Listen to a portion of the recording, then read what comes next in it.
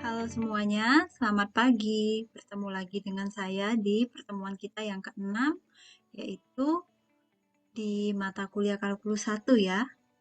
Nah, pada pertemuan kita yang ke-6 ini, kita masih membahas komputasi pada limit. Hanya di sini nanti kita akan lebih fokus membahas tentang komputasi pada limit yang dilakukan pada bentuk-bentuk trigonometri, begitu ya. Nah, kita masuk saja ke bagian yang pertama. Nah, untuk yang pertama, teman-teman bisa lihat di tabelnya ini tidak ada yang berbeda. Jadi, untuk misalnya seperti limit X menuju ke A dari sin X itu nanti sama dengan A. Jadi, kurang lebih sama ya, tinggal disubstitusikan nilai-nilainya. Begitu juga yang lain, limit X menuju A untuk cos X itu sama dengan cos A. Kemudian limit X menuju A untuk E pangkat X atau eksponensial ya ini ya, sama dengan E pangkat A. Kemudian ada juga limit X menuju A untuk ln X itu sama dengan ln A. Nah, ini berlaku untuk A yang lebih besar daripada 0. Ketika nanti A-nya kurang daripada 0, kita berikan tanda mutlak. Nah, kemudian ini juga berlaku untuk inverse-nya. Jadi, sin pangkat min 1. Oh ya, inverse itu kebalikannya ya. Jadi, cos pangkat min 1, tan pangkat min 1, ini juga semuanya sama.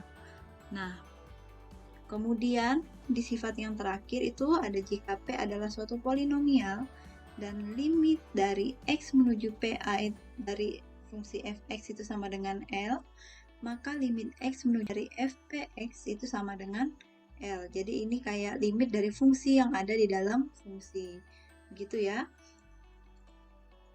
Nah, contoh yang pertama, kita diminta menentukan hasil dari limit X mendekati 0 dari sin pangkat min 1 X tambah 1 per 2.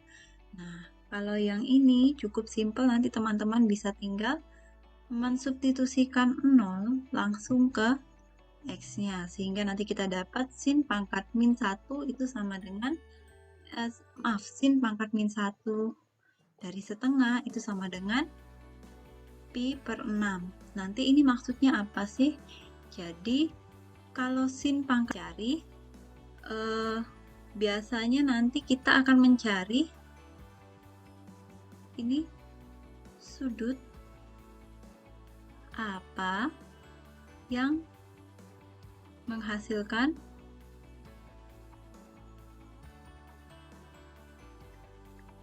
sin setengah. Ini. Nah, ini yang kita cari. Nah, kebetulan di sini sudutnya adalah pi per 6 atau 180 per 6, yaitu 30 derajat. Itu ya. Ini kalau yang ditanyakan itu adalah sin pangkat min 1, jadi kebalikannya. Biasanya kalau sin, nanti yang ditanyakan ya yang ada di dalam sini, ini adalah sudutnya, kayak sin 30, sin 60, itu sama dengan berapa. Tapi kalau sin pangkat min 1, kemudian tan pangkat min 1, itu nanti kalian akan diminta mencari nilai dari sudut apa sih yang menghasilkan nilai tersebut. Kalau dalam kasus ini, sudut apa sih yang menghasilkan nilai sin setengah. Nah, tidak bukan adalah sin 30 derajat. Begitu ya untuk membacanya, semoga tidak bingung untuk inverse. Nah, selanjutnya kita punya contoh yang kedua, tentukan nilai dari limit X mendekati 0 dari X kotangan X. Nah, kita bisa saja kalau mau langsung menuliskan seperti ini, bentuk ini ya. Tapi ternyata bentuk ini pun kurang tepat kalau kita melihat pada grafiknya. Nah, kalau di sini ini saya tambahkan aja di sini 0 gitu. Kita mau mencari limit X mendekati 0. Limit X mendekati 0 dari X itu benar 0. Tapi limit kotangan dari X itu kan belum tentu ya. Walaupun memang kalau kalian lihat di sini, ini memang benar apapun bilangannya. Kalau kita bagikan dengan kalau kita kalikan dengan 0 ya hasilnya nanti mesti 0. Tapi limit kotangan sendiri itu ada apa enggak gitu. Nah, kalau kita lihat di sini, kita lihat di grafiknya ya. Ini misalnya kita dekati dari sebelah kanan. Sekarang kita cek ketika kita dekati dari sebelah kiri, yaitu limit X mendekati 0 dari sebelah kiri, ini kan dia malah semakin turun ya grafiknya ya. Turun ke bawah menuju ke tak hingga. Sedangkan untuk yang dari kanan itu limit X menuju ke 0 dari sebelah kanan, ini grafiknya malah naik menuju ke tak hingga. Jadi tidak ada titik temunya ya. Ini kan tidak sama dengan. Sehingga limit X menuju ke 0 dari kotangen X itu tidak ada. Jadi kita tidak bisa menyimpulkan apa-apa dari sini. Makanya ini keliru. Nah, kemudian sekarang gimana caranya? Kita perhatikan, mau nggak mau coba kita buat grafik dari Y sama dengan X kotangan X. Ini grafiknya agak kecil ya. Tapi kalau kalian lihat bedanya dengan yang tadi, entah kita baca ya. Ini 0, ini 1 di sini. Ini lebih mudah kita baca ya, dan kalau dari sini kok hawa-hawanya ini kok kayaknya kita bakal ketemu nih sama limitnya. Nah, limitnya itu sekarang kita cek. Kalau kita dekati dari sebelah kiri, limit X mendekati 0 dari sebelah kiri.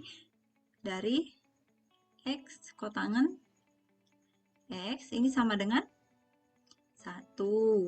Kemudian kita dekati lagi ke sebelah kanan. Dari sebelah kanan kita peroleh limit X mendekati 0 dari sebelah kanan untuk fungsi X kotangan X itu sama dengan 1. Nah, ini ternyata sama. Sehingga limit totalnya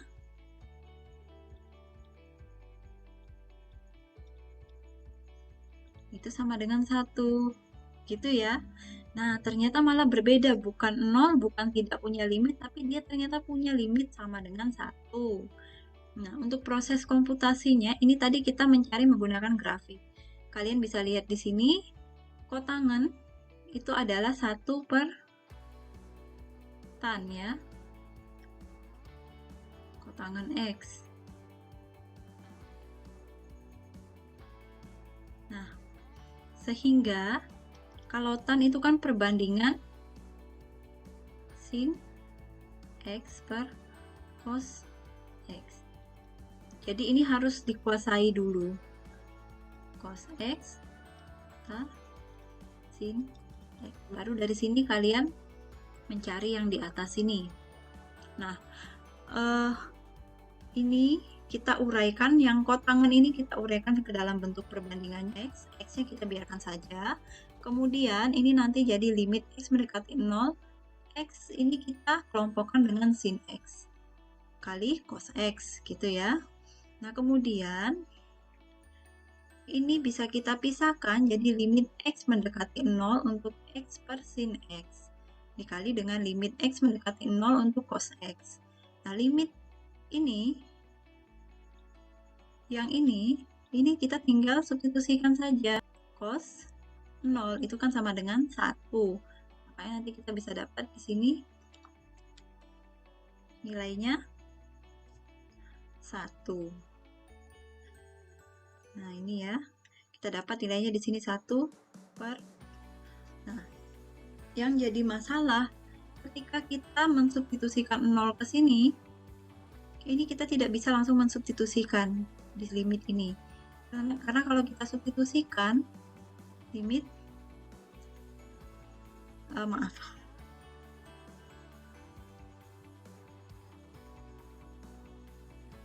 Nah, kalau kita langsung substitusikan nanti kan 0 per sin 0. Ini kan sama dengan 0 per 0, ya.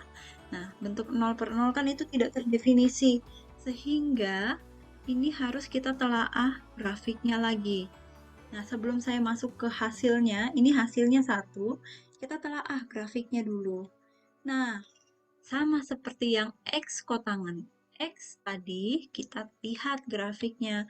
Nah, ternyata grafiknya kontinu, kemudian ada suatu titik yang dia tuju untuk limit X mendekati 0, baik dari sebelah kanan maupun sebelah kiri. Nah, kalau dari sebelah kiri, kita dapat min 1. Dia semakin ke kiri, semakin menuju ke, maaf, bukan min 1 ya, ke 1. Nah, kemudian yang ini juga sama, yang dari kanan itu semakin ke kanan, dia juga semakin ke 1. Sehingga bisa kita simpulkan limit X mendekati 0 untuk sin X per X itu sama dengan 1. Nah, itu asal-usulnya. Kenapa? X-nya ini kita kelompokkan dengan sin X. Nah, kemudian jangan lupa juga,